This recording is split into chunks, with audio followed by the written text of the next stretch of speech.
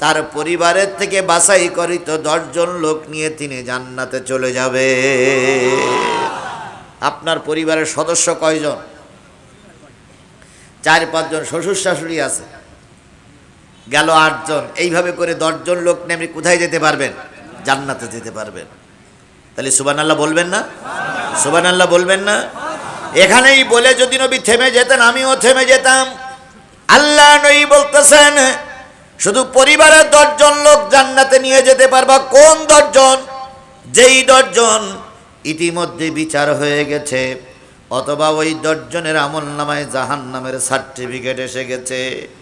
এরকম 10 জন ব্যক্তির জন্য সুপারিশ সুপারিশ করে একজন কোরআনওয়ালা লোক, কোরআন মাননেওয়ালা লোক, জাননেওয়ালা লোক, যিনি জানে এবং মানে, এই ব্যক্তি 10 জন জাহান্নামী লোকের জন্য সুপারিশ করে আল্লাহর জান্নাতে চলে যাবে। তাহলে আপনার পরিবারের থেকে জান্নাতি 10 জন নয়, যারা জাহান্নামী হয়েছে তাদেরকে সঙ্গে নিয়ে আপনি কোথায় যেতে পারবেন? আরো জোরে বলেন, কোথায় যেতে পারবেন? যদি মনে করেন হুজুর আমার সওয়াবের দরকার নেই, নেকির দরকার নাই, তার কোরআনের মাহফিলে বসারও দরকার নাই, কিন্তু যদি মনে করেন নেকির প্রয়োজন, বন্ধুরে 2 ঘন্টার বেশি আলোচনা আমি করি না, 12টার ভিতরে শেষ হয়ে যাবে। একটু মনোনিবেশ সহকারে আল্লাহর কোরআনে বসুন, হয়তো আজকের এই কোরআনের মাহফিলটা আমাদের নাজাতের জরিয়া হয়ে যেতে পারে।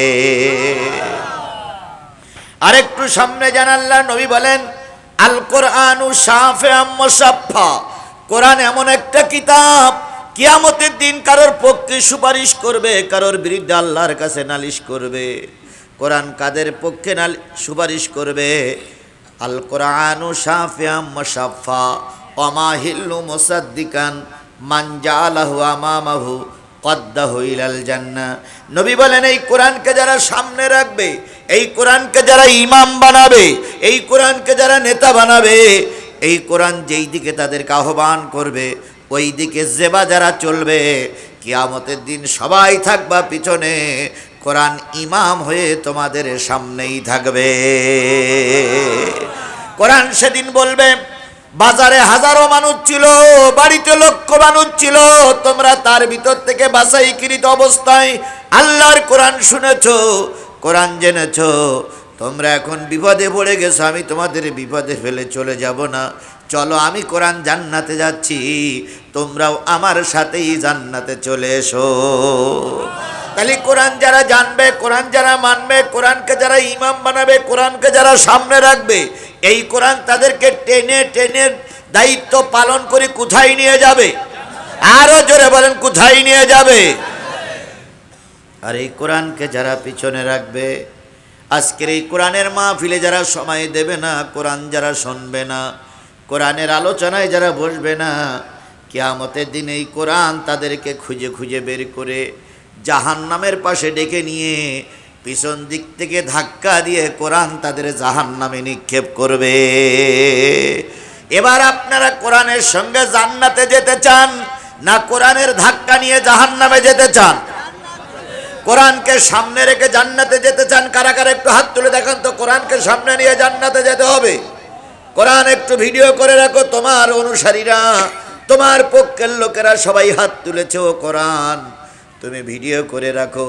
কিয়ামতের দিন যখন কেউ পরিচয় দেবে না রে কোরআন, সেদিন তুমি আমাদেরকে একটু সুপারিশ করবে, আল্লাহর জান্নাতে নিয়ে যেও, আমরা যেন জাহান্নামে না যাই। কোরআন তোমাকে ইমাম বানালাম, তুমি আমাদের জন্য আল্লাহর কাছে একটু সুপারিশ করে দিও।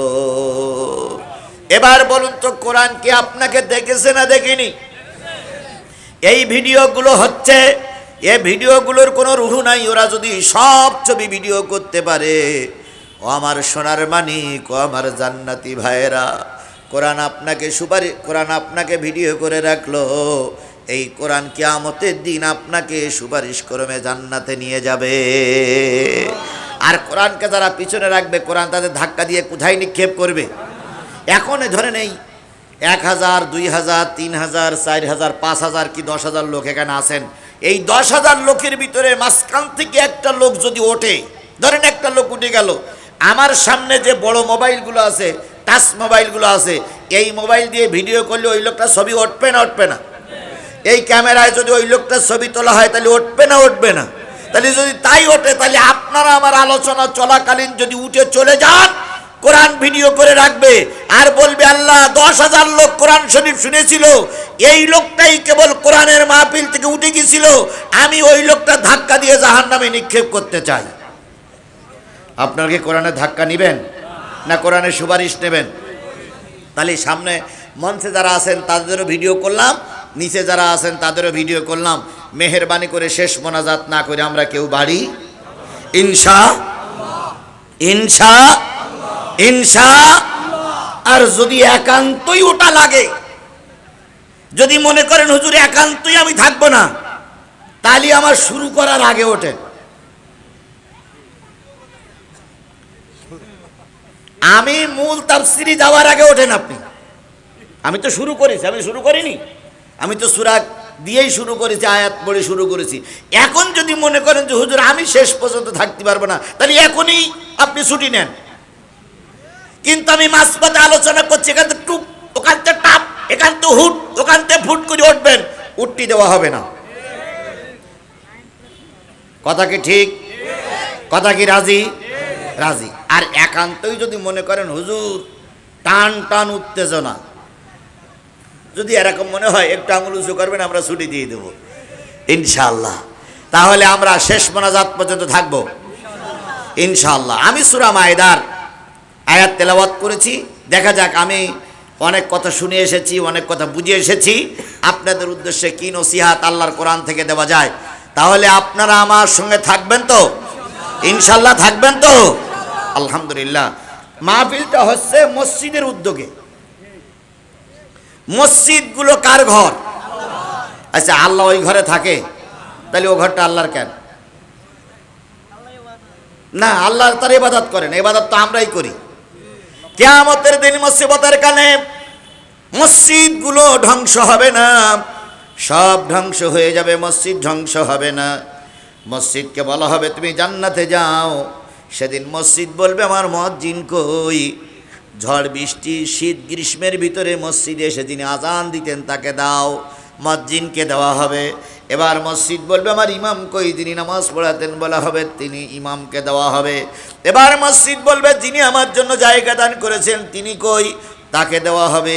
এবার বলা হবে ও আল্লাহ তোমার ঘর তুমি তো বানাওনি, শেরপুরীর গাড়ি দহ মুসলমানেরা চাঁদা দিয়ে, পয়সা দিয়ে, সময় দিয়ে, শ্রম দিলে তোমার ঘর বানাইয়াছিল, এদেরকে মসজিদে ঢুকাও, নতুবা আমি একা একা জান্নাতে যাব না।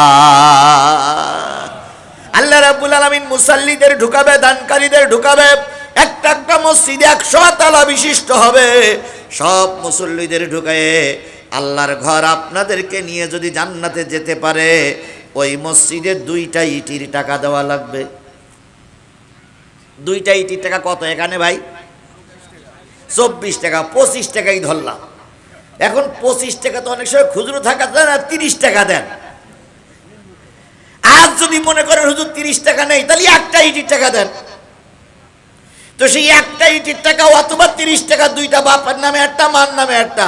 আর যদি মনে করেন হুজুর বাপের নামে একটা দেবো, আমার নামে একটা দেবো, বোন নামে একটা দেবো, আমার নামে একটা দেবো, তাহলে 4-15 কত? 10 টাকা মাইনাস 50, তাহলে 15, 30, 50।